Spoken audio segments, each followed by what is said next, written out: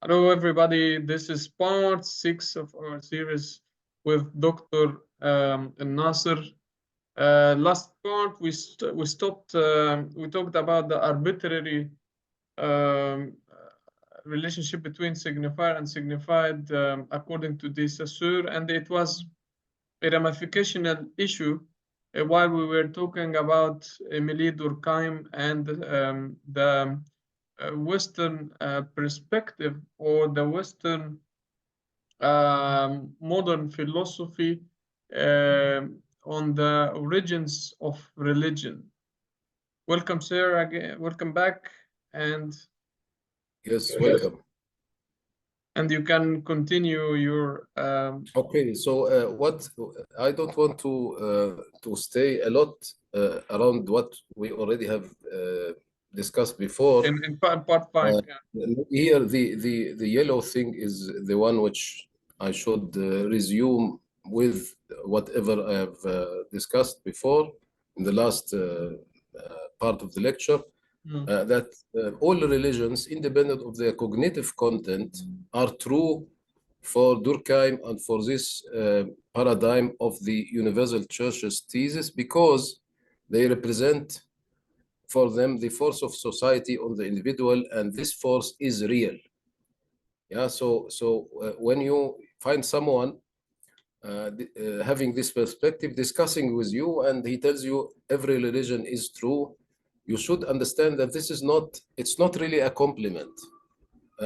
It's actually saying that I consider the religion as only a force of society. It has no epistemological value for itself. Yeah. So it's not a compliment if somebody tells you every religion is true, actually, somebody with this background.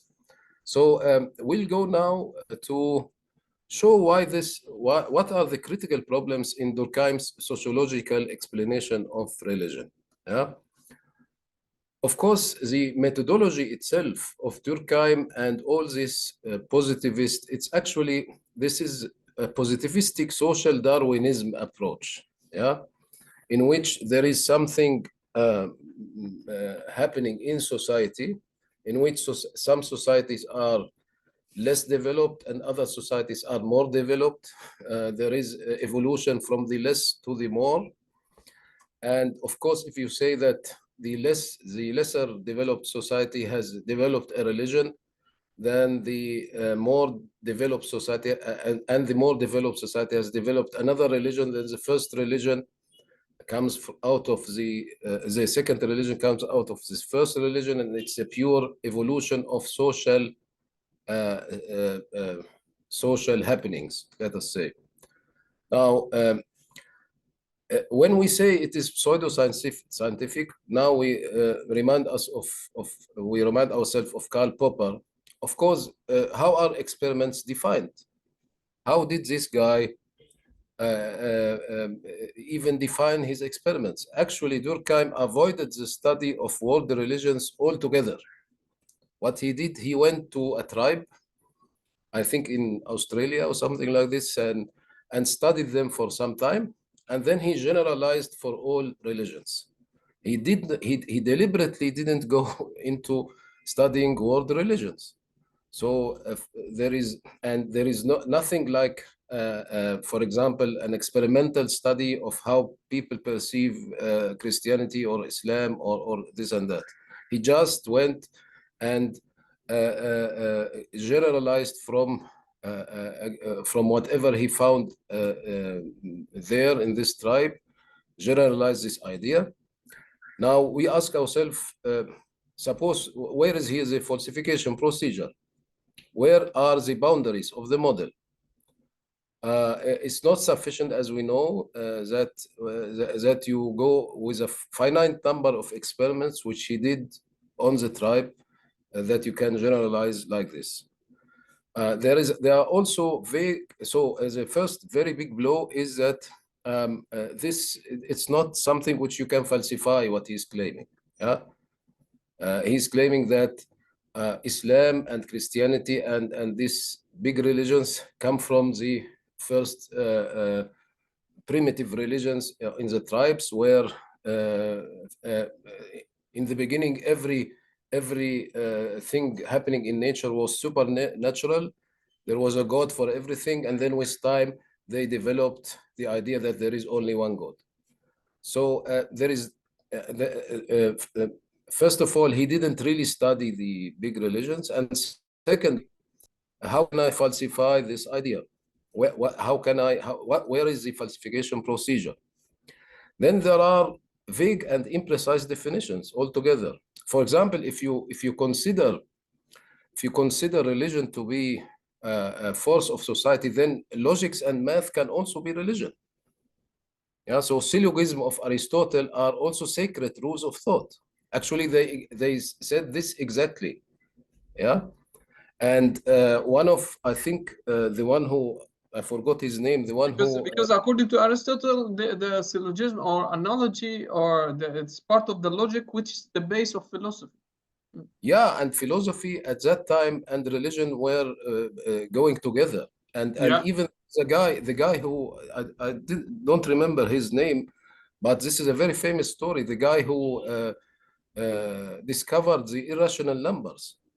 The guy who discovered the irrational number was killed actually by mathematicians, because these mathematicians, they thought the gods can only be rational, and if you come and discover an irrational number, then this is blasphemy. So they killed him actually. It's a very known story. So if you follow the imprecise and vague definitions of Durkheim, you find at the end out that logics and math are also syllogism.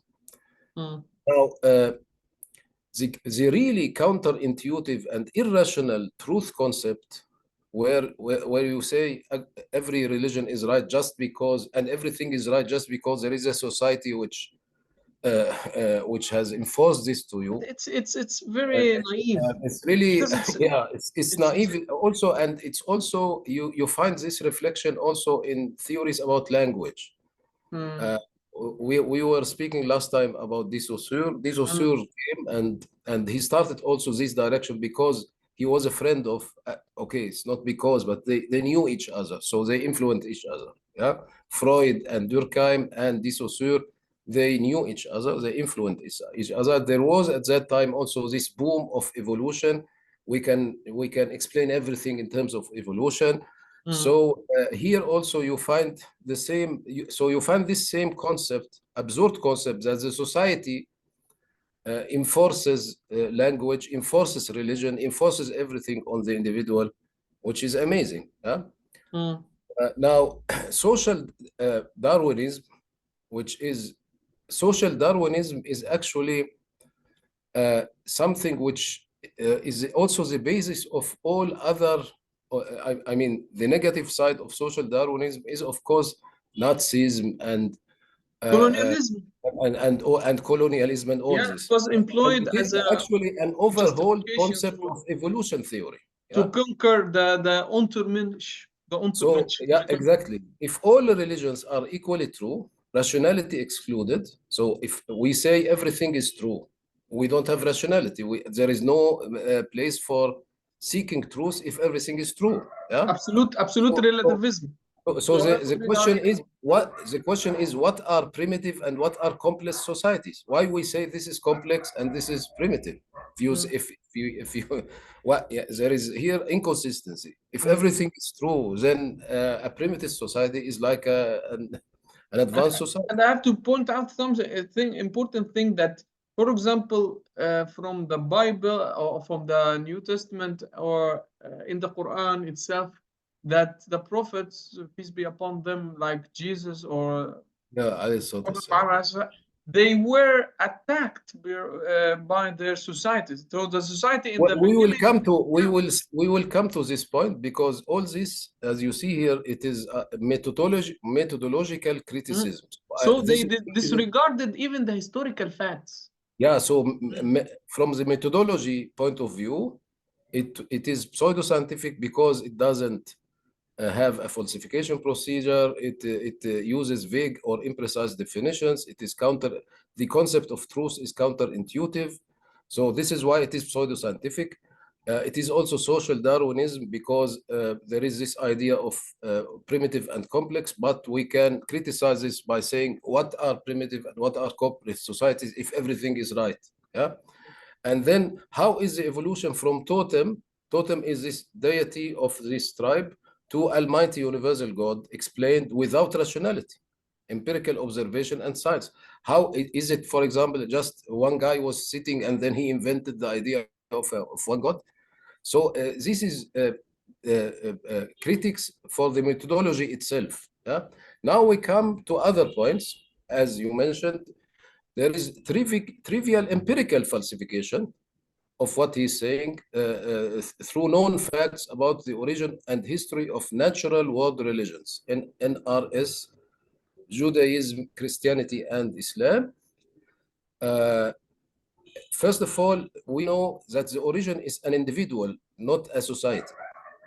So now this is a big blow, actually. Founders were individuals, isolated in solitude before revelation, persecuted, as you say, then with followers, then having followers in the society. So the three of them, Moses, Jesus, and Muhammad alayhi salam, in the big religions, they were individuals, and they came with things which never heard before, actually.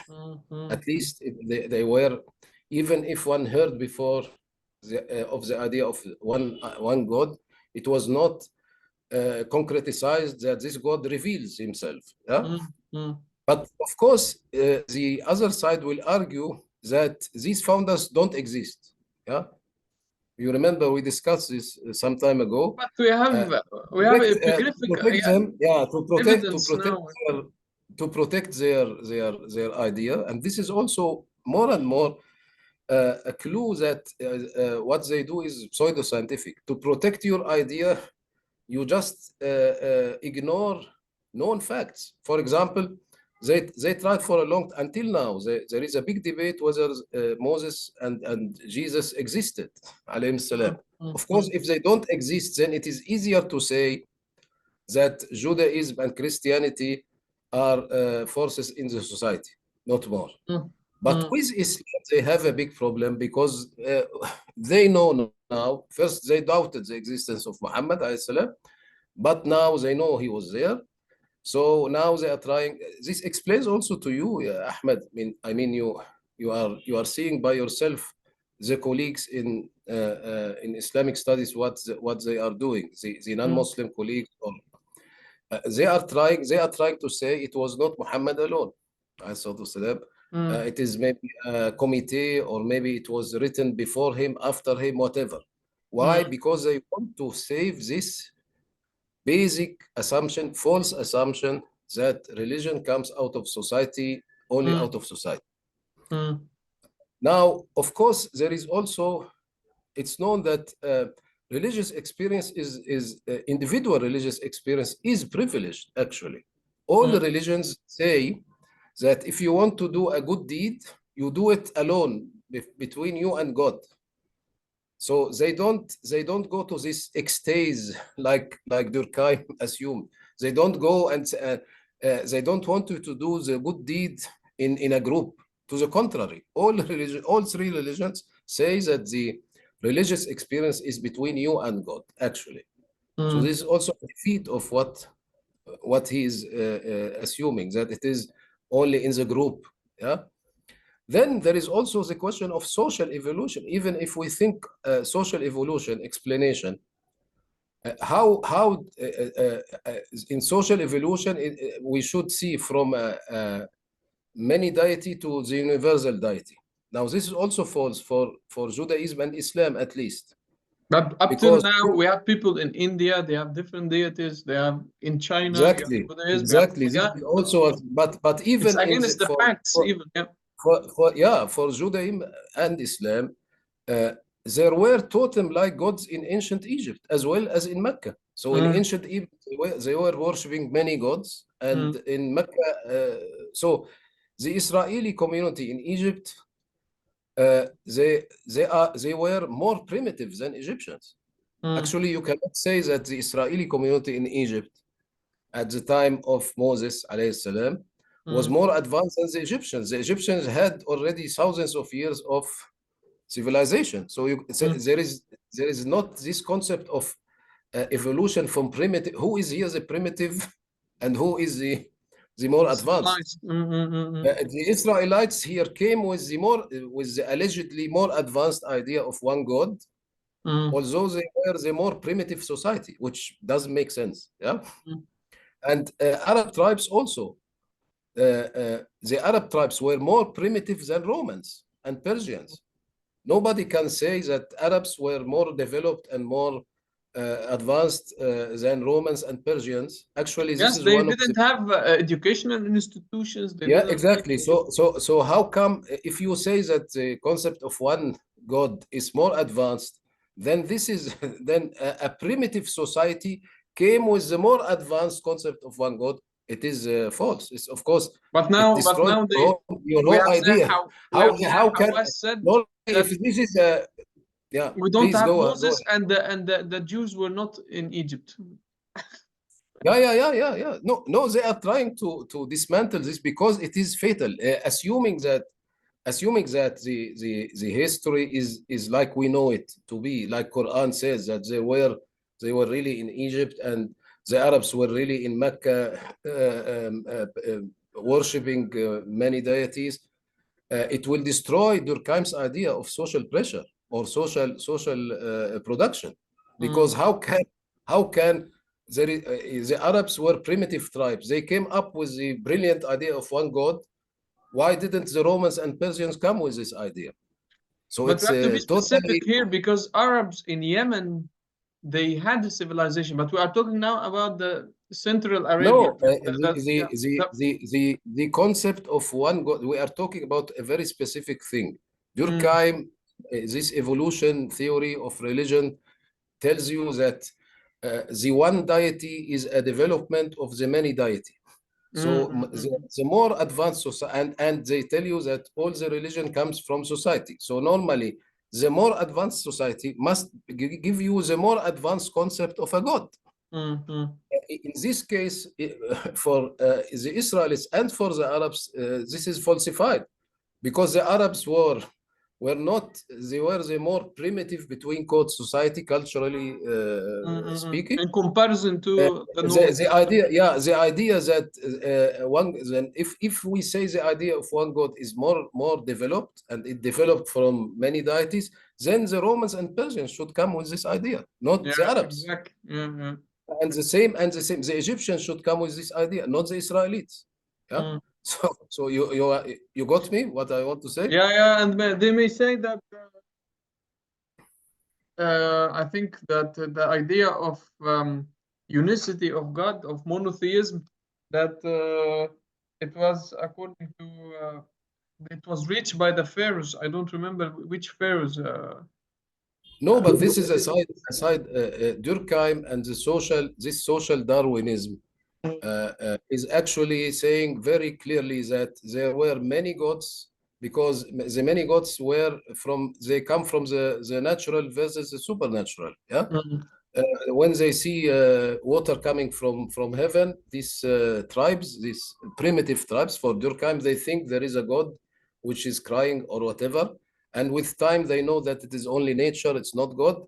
So he's saying that with time, it evolved until it reached one God. So the more advanced society will be believing in one God, while the less advanced society believes in many deities.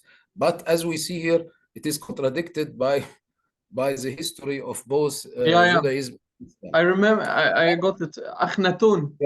Yeah. Some people claim that Akhenaton. No, but this is only a very short period. We cannot say Akhenaton is the mainstream. For thousands of years, the ancient Egyptians were not worshipping one God but many. Also, the natural versus the supernatural in all three religions. In all three religions, causality in nature is a sign of, not a substitute for, supernatural intelligence. When we in Islam or in Judaism or in Christianity, when we say that there is cause and effect in nature, we don't say that this is a substitute for God. We don't say that there is no contradiction between God and between causality in nature. we don't, because we see the causality only as something which is contingent and not necessary, if we speak from the philosophical point of view. So here also is a very big absurdity in what this guy Durkheim was thinking. Yeah, He so was it's thinking, not the matter of nature, or the nature. yeah, so works. it is causality in nature is a sign of, it's a sign of God. It's not a substitute for God. It's not a substitute for God. This also is something which he misunderstood. And also the place of rationality within religion itself. All natural religions possess scriptures and assume thus a minimum of rationality. And Islamic jurisprudence especially is only possible through rational argumentation. So the idea that you don't have rationality within the religion is a very stupid idea, actually, because because the jurisprudence in all three religion, in all three religions there was an interaction, there was a discussion, there were even logical and metaphysical, and in metaphysics, logics was used. So, and there were very big scholars who were metaphysicians in the same time. So to say that there is no place for rationality is very absurd.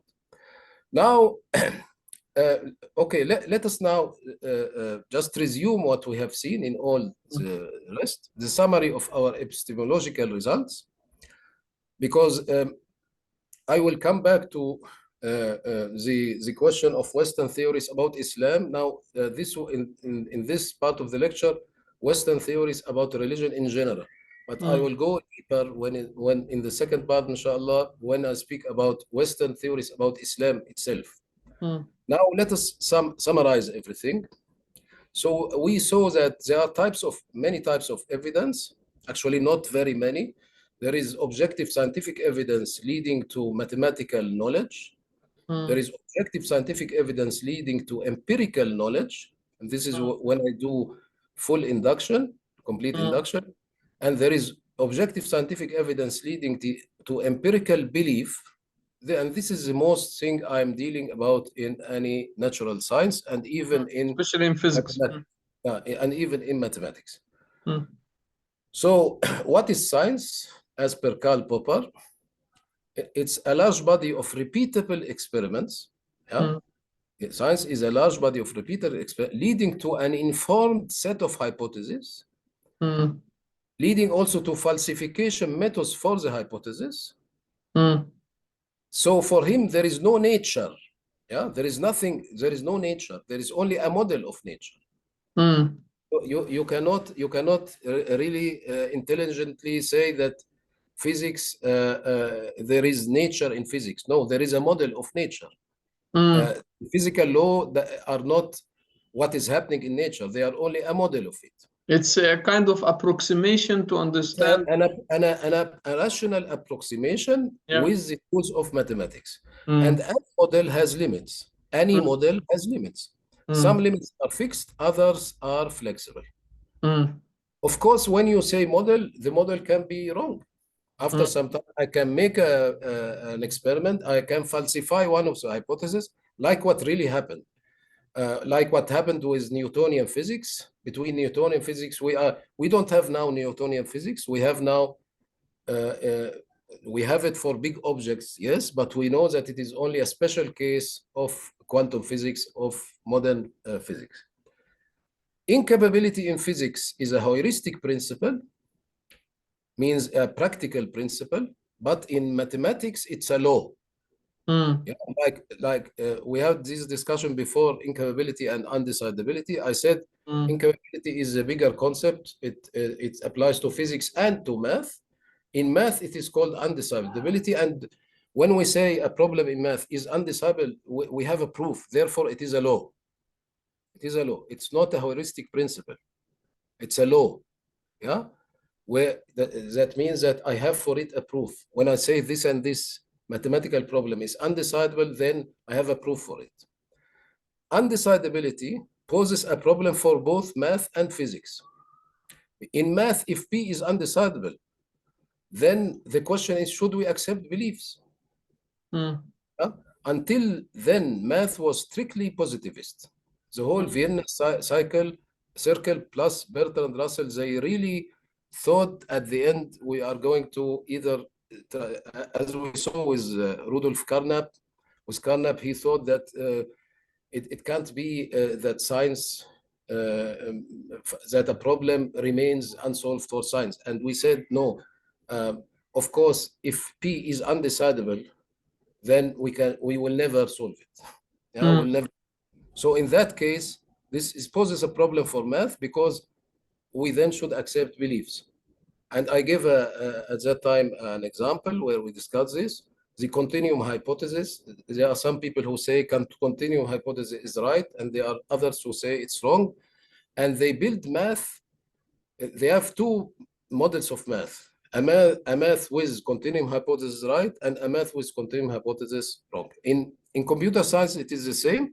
We have this famous P is not equal to NP conjecture, which is the core of my personal work, actually, where most of people think P is not equal to NP, so they build the computer science about it.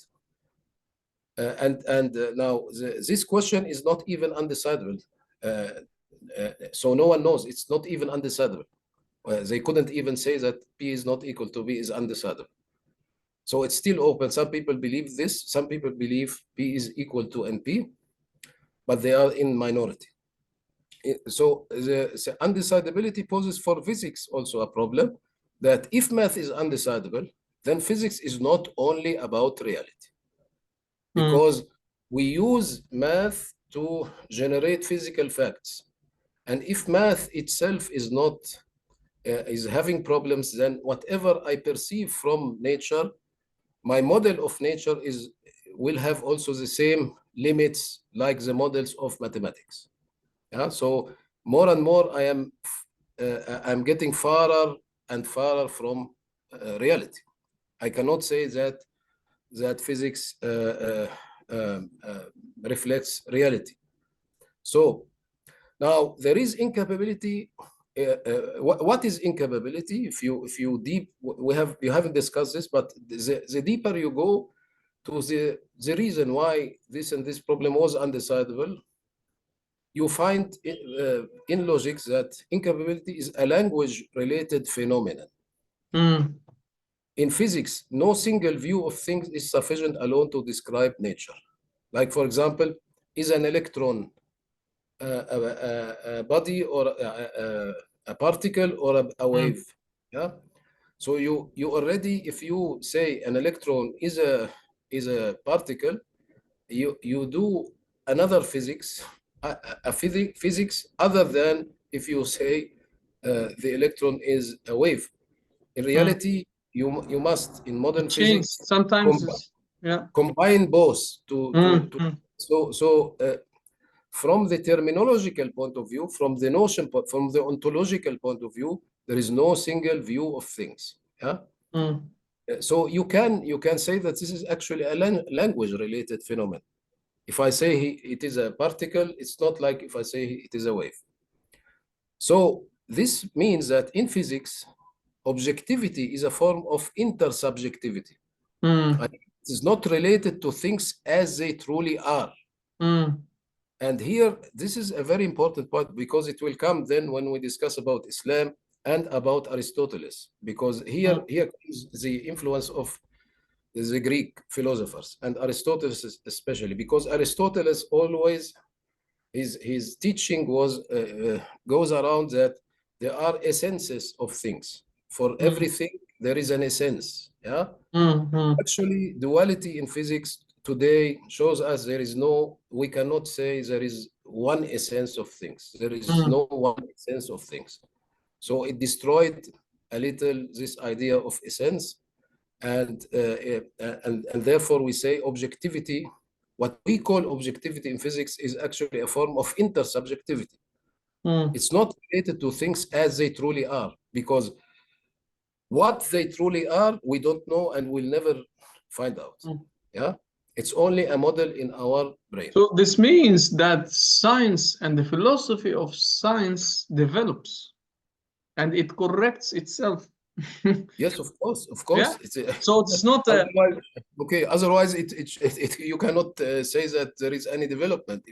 If everything is static, then why bother continue? I mean, so let me continue here in the results. Now we come to formal systems. Formal systems are a necessary condition for any science because they enable precise definitions of concepts and terminologies, and thus a precise relation between syntax of a scientific language and its semantics. And they are the source of objective scientific evidence. It is when you formalize your experiment in a right way, then you can say the outcome of the experiment is scientific evidence. If you don't formalize it in the right way, if you have a problem in your own formalization, then it's useless.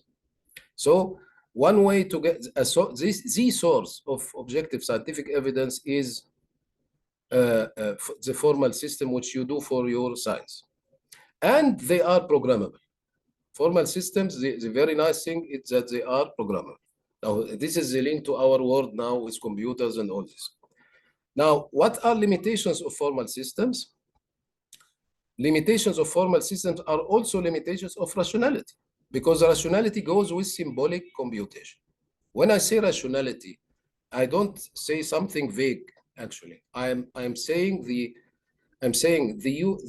symbolic, the use of symbols, which I use in my formal system. If this use of symbols and the computation of new symbols from other symbols, if this has a limitation, then this is also a limitation of my rationality. What are the limitations of formal systems? The more powerful they become, the more undecidable, which is amazing. Means that the less expressive power you have in your language, the more decidable you are. But when you open yourself to newer and newer problems and newer expression forms, then you risk to become more and more undecidable. Yeah? The formal systems limitation are also that they only approximate reality at best. Of course, we have seen this. They only approximate it. If they are expressive enough, there will always be theorems which cannot be proven. There will always be theorems which cannot be proven. And axioms of formal system may be any of scientific evidence where we have where leading to mathematical knowledge. This means that I have here a proof. The axioms of formal system can be things which we have proof for. They can mathematical proof for, or we can have empirical knowledge, or they can also be only empirical hypotheses, like all the hypotheses of physics, or most of the hypotheses of physics. Now, this is the last slide.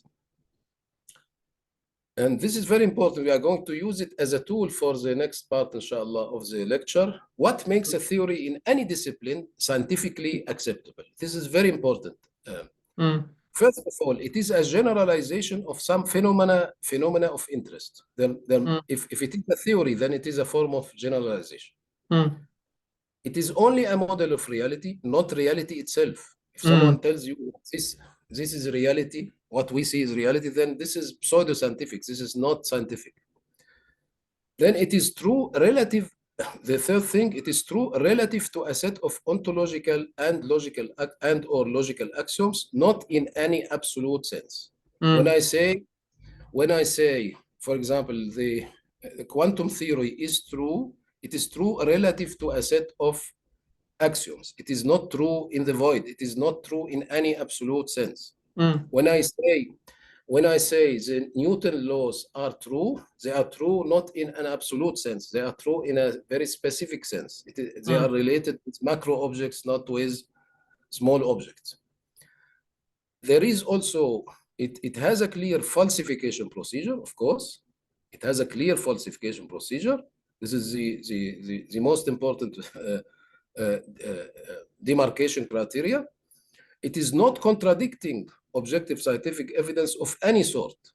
Mm. If I contradict objective scientific evidence, and I know that this scientific evidence is there, and I am contradicting it, and there is no explanation for this contradiction, then my theory cannot be scientifically acceptable, because it is not consistent with facts, because objective scientific evidence means facts at the end. Yeah. It doesn't prove, it explains. It's an interpretation. Yeah, it explains. It a scientifically acceptable theory explains. It doesn't prove anything. It explains only. It doesn't explain everything. It has a scope. It must have a scope. It cannot explain everything. It is inferred either using deduction or induction, whether complete or incomplete. The way I reached this theory, scientifically acceptable theory, should be either deductively or inductively, whether complete or incomplete. And it constitutes cognitively a justifiable belief. It is not a knowledge. It is not knowledge. And we can conclude here. Very important part. Very important part. Actually, a scientifically acceptable theory is not knowledge. It is justifiable belief. It is not knowledge. It is justifiable